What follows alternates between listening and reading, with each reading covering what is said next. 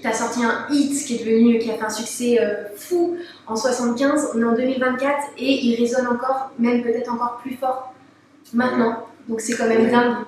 C'est dingue. Ouais, c'est juste, mais maintenant on peut dire que, ah tiens, il a dit ça il y a 5 ans. Wow.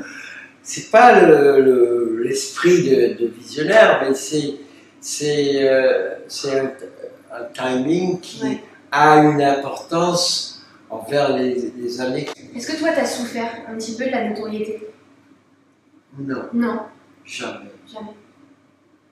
Je sais pas pourquoi, mais peut-être c'est parce que en moi il y a une sorte de... déjà, ça n'a jamais été trop. Tu as jamais cherché vraiment cette notoriété, elle est venue plus à toi? Non.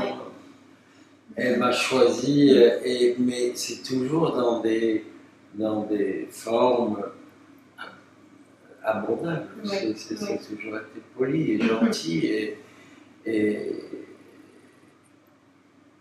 parce que je cherche pas ce qui plaît à tout le monde. Je fais mon truc à moi. Quand je fais un disque, quand je vais réécrire avant ma mort, je suis maintenant presque au moment que je vais faire un dernier disque. Je fais ça pour moi.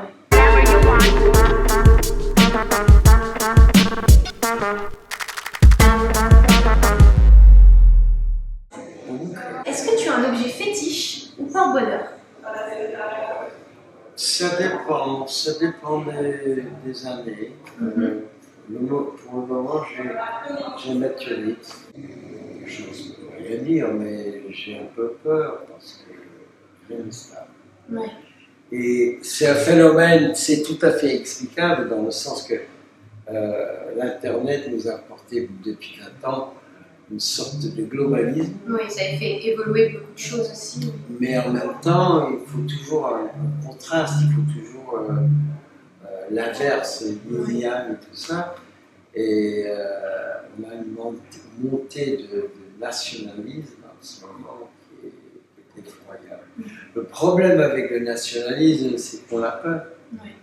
On a de plus en plus peur, on est de plus en plus parano de ce qu'apportent des gens de l'extérieur. Toi, ça te fait peur, cette... Moi non, parce que j'ai vécu pas mal de temps avec une sens mondial, avec, je sais pas, déjà le mot raciste c'est horrible, c'est méchant. On a assisté à un concert Touche pas mon pote en 85, et c'était à Paris, c'était dans la place La Concorde, c'était énorme. Et je me suis rendu compte qu'en effet, c'était bizarre de parler, de dire si on était contre le racisme. Naturellement. Oui, bien sûr. Mais il fallait le dire. Alors, c'était la première fois que j'ai commencé à comprendre qu'il y a des racinales et des problèmes. J'ai écrit une chanson il y a 50 ans, provoquée par Nixon. Et on était concernés à l'époque parce que les paroles maintenant sont plus proches de ce qui se passe. Est-ce que tu te considères comme visionnaire? Parce que là, on est totalement dans le sujet. Ou c'est l'époque qui n'a pas changé? Non, j'ai écrit une chanson qui s'appelle Les derniers jours de l'Empire, qui sont suivis par les prochains mots qui sont peut-être les premiers rayons d'espoir. Mais je l'ai écrit en 73 ou 14. Je ne pense pas que c'est une question de visionnaire, c'est plutôt une question de temps. On n'est pas fier du fait qu'on était avant, parce que personne ne nous écoutait. Alors, ça ne sert à rien. La valeur de la chanson c'est pas que je l'ai ressortie, C'est juste que pour la première fois, j'ai décidé de faire un vidéo.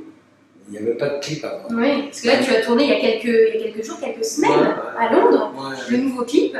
Et enfin, ton équipe a mis des images, on voit Donald Trump avec son oreille, etc. C'est vraiment, c'est actuel.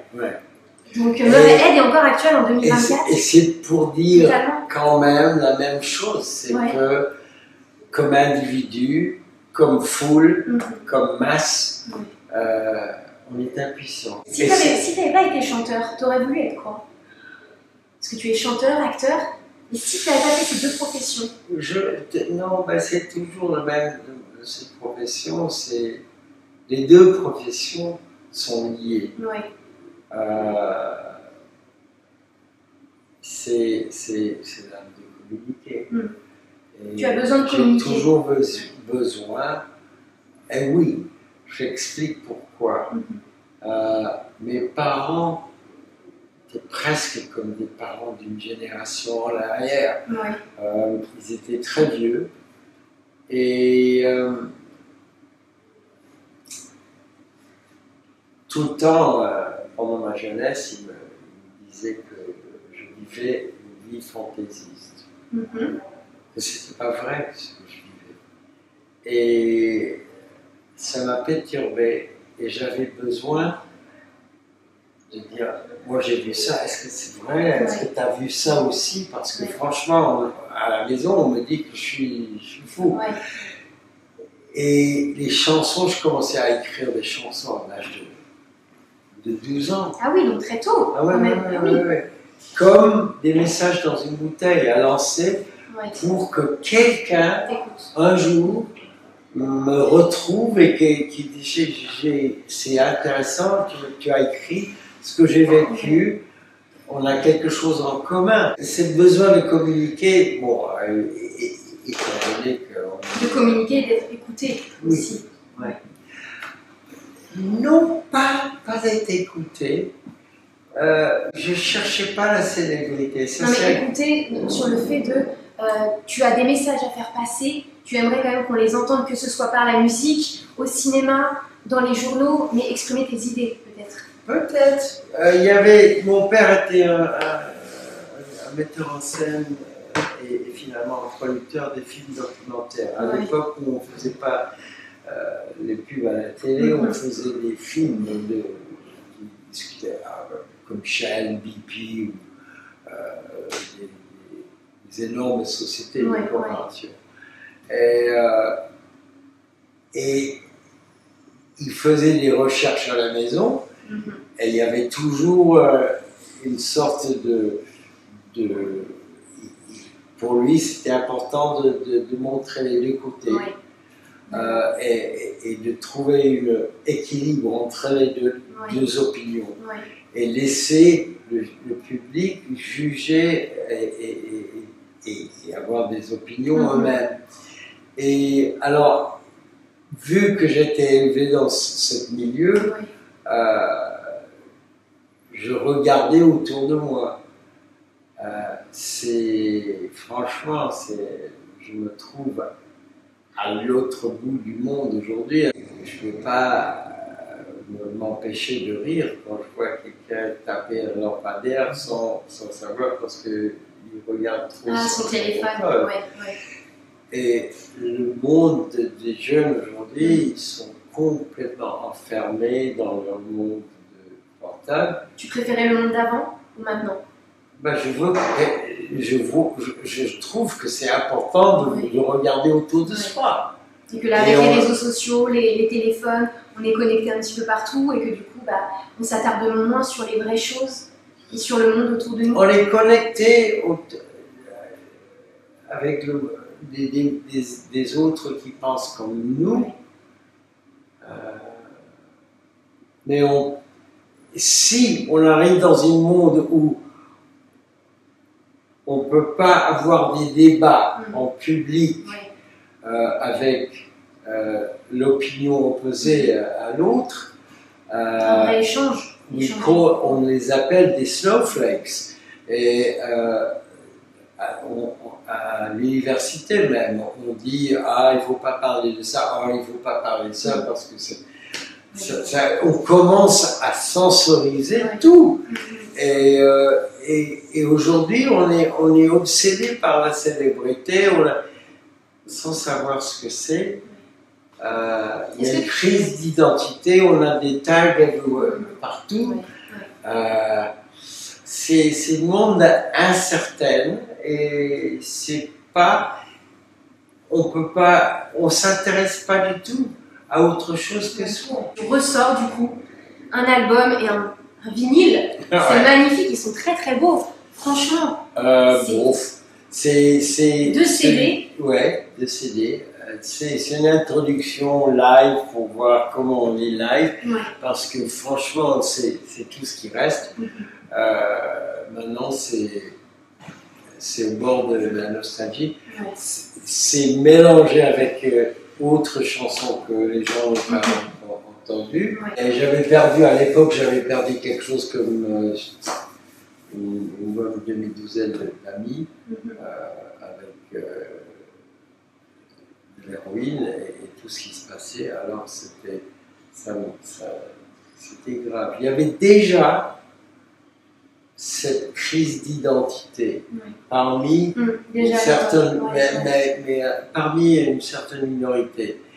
Et j'ai vu ça sur les 50 ans écarter, agrandir, et maintenant on trouve sur chaque immeuble des graffitis, des tags. Des tags.